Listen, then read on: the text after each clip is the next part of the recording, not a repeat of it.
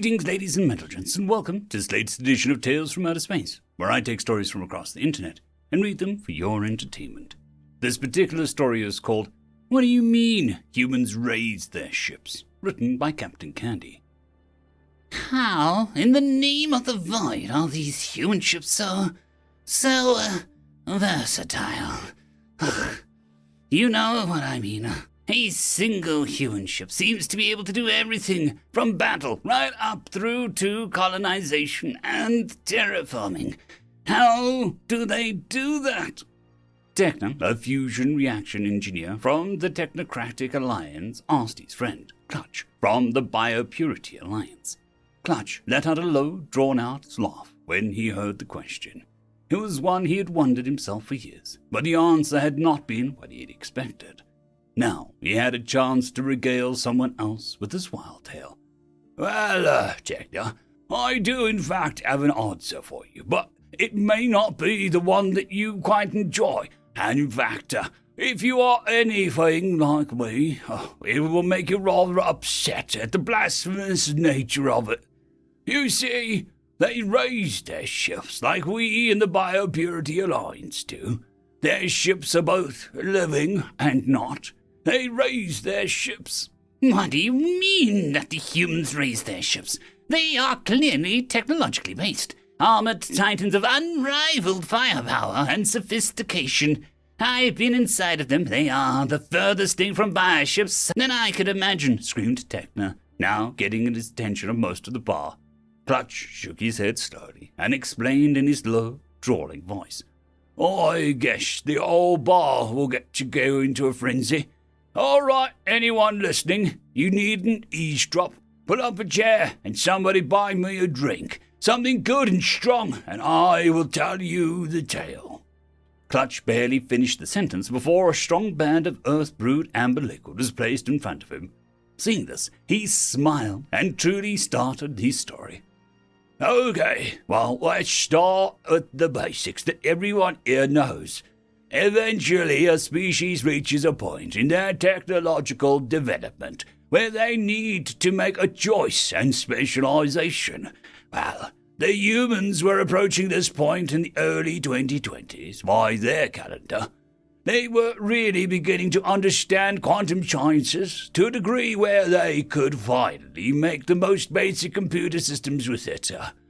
It was at this point that two sides of this great council alliance sent envoys to the humans. Many species, when they understand they need to take a risk and specialize, go into planet-wide war over the ideology of what way is better. There are always dozens of ideas and specializations, but they all boil down to two options. Do we go forwards as a biological race with genetic manipulation and perfecting our biology to explore the gulf of space and achieve everlasting life? Or do we specialize our technology to the point where we become veritable machine gods that can, through a widely different means, do all the same things as the biologicals? So, in an effort to stop this war before it began, the Council sent two envoys, one from both sides of this belief. These two envoys landed in front of a place called the United Nations. But before Terra became a unified whole with their selective hive mind bullshit. But I'm getting off track here. They landed in front of the United Nations, a gathering place for all the world's leaders at the time.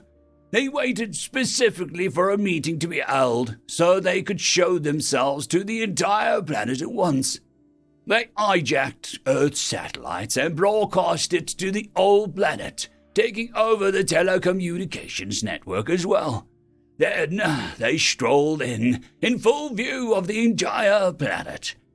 The entire United Nations representatives had a collective panic attack.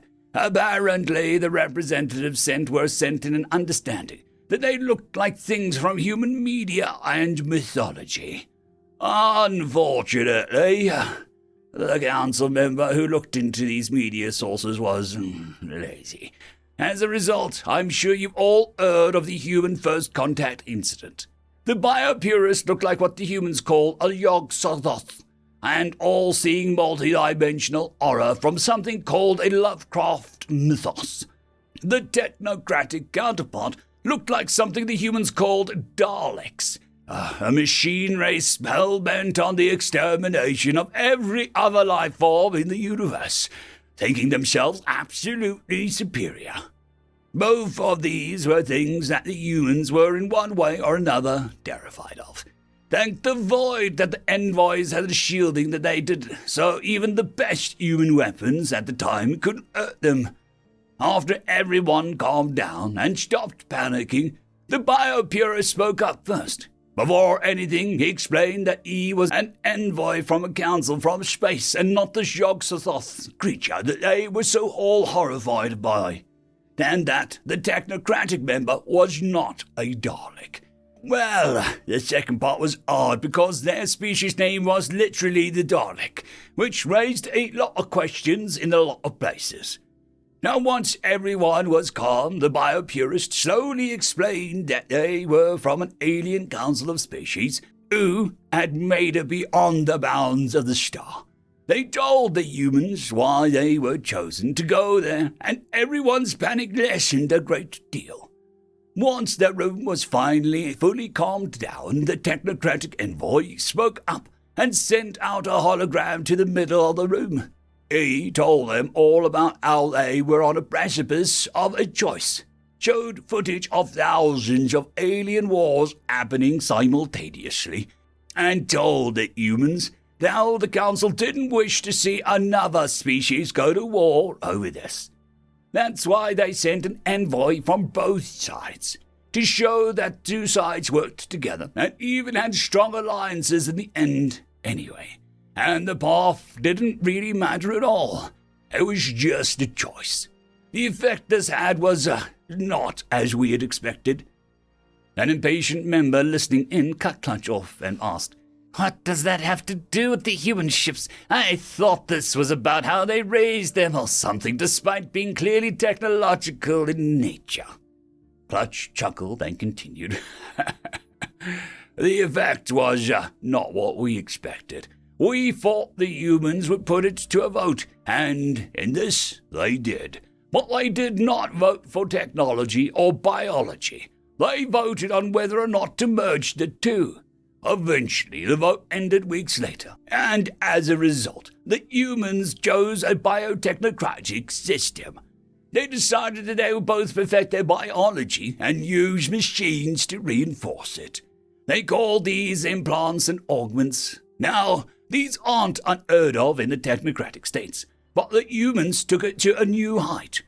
They perfected their genome, and then put templates in their bodies that cells could replicate, and so that their bodies would never deviate from a perfect state. They made genetic editing common, so that they could take on a variety of traits and forms on a whim, but also added a brain implant to control the mutations and edits, not through external means. They would literally, and still do, wake up some mornings and decide brown hair isn't stylish anymore, and they want to make it herbal. So the implant in the head sends a signal out to the biotemplates and the bodies to change their cellular structure enough for the change to occur. You would think this act of gene manipulation would hurt, right? Nope. The humans made it so it releases pleasure chemicals in the brains when they do it, and it happens over 24 hours, so there is no discomfort at all. These are a couple examples I have, but the point is clear. They found a third way, a way to fuse technology and flesh and have it seem wholly natural. If you look at any human now from the outside, they look like humans did 500 void damned years ago. But inside they are true marvels of biology and technology, a perfect balance of both in a way that shows neither. Now, this extends to the rest of human society too, they decided. Hey, what if we raise bioships that grow metal shells naturally? Oh, and what if we gave these bioships life stages? This led to all kinds of headaches for the whole council, and eventually they decided the information would be suppressed.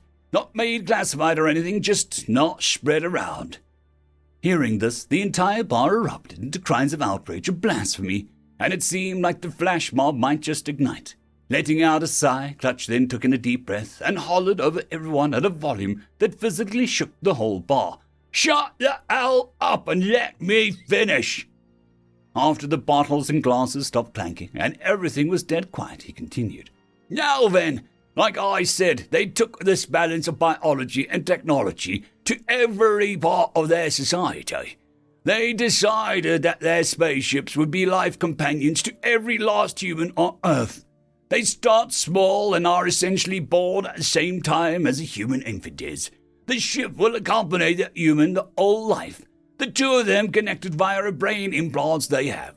In this way, no human is ever actually alone. As the humans and the ships grow up, they slowly decide their course of life. Do they want to go explore space or stay in their planet of birth? If they go to space, what do they want to do? If they stay planet-bound, also, what do they want to do? Human ships can selectively metamorphosize. They can choose traits together with their human bond partner, and then undergo metamorphosis similar to an Earth caterpillar. The human ships will do this a total of 5 times in their life. Once when the human that they are bound to learns to walk, again when they start going to school, again when they hit puberty, once more when they graduate from schooling, and finally, when the humans and the ship decide what they want to do for a living. This is why human ships can be seen to do everything, because they fucking can. Learning this is the exact reason I started drinking. This is also the reason why humans are slowly but surely taking over a central role as the Council's mediators between the technocratic parts of the Council and the biopurists. It's worth noting that much like the humans, their ships can also decide just to alter themselves one morning, and the same ship that you were on yesterday will have its corridors slowly shift and change over the course of the next day. The reason they look technological, that is their shell to protect their biological components. You will only find 2 vulnerabilities in the shell. One where the ship eats from internals, and the other, the best left unsaid. These ships have metal shells. They can metabolize any ore and use that to break it down into pure metals, or even alloys somehow, and create these shells. Human ships can also have technological components mounted or grow biological ones.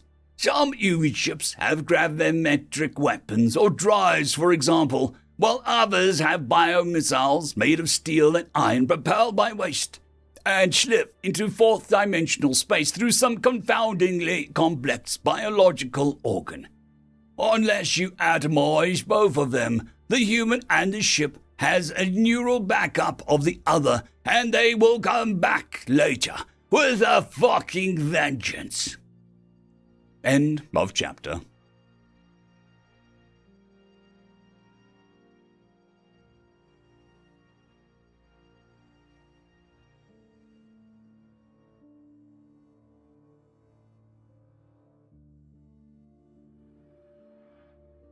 I would just quickly like to thank the T5 peeps: Dragon Soup, Cold War Boomerwaffen, Severin Cerberus, Red Panda 121, Leslie 517, Bushmaster 177, Caspar Arnold, Cam Maxwell, Sans the Skeleton, Light Jock, Dragzoon WRE, and Lord Azrakal.